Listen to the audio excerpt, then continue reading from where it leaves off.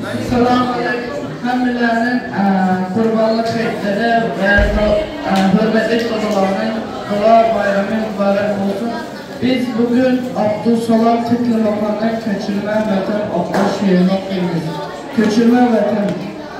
Kölün tüpündə bizlər seydə, alt vaxtda qoyub rahat peydə, can vaxtı bulub turmuş geydə, oyun tamaşa keyif meydə, düşsə əvladım köçürmə vətən.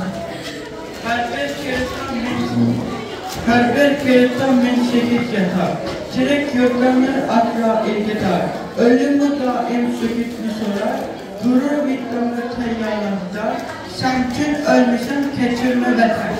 Bölgün üçün kötülüp çoxan, bölgüdür uçup işmin falan, callaqda bölgün kusurmana puan, puan kısasını unutan falan, rəhim kullan köçürmə vətən. Müstakil bir devlet kurmuşsan, tekrar ettiğine yetip okursan, düşman adet hacet kurmuşsan, var gücüm bilen yanlı olmuşsan, rəhim kullan köçürmə vətən.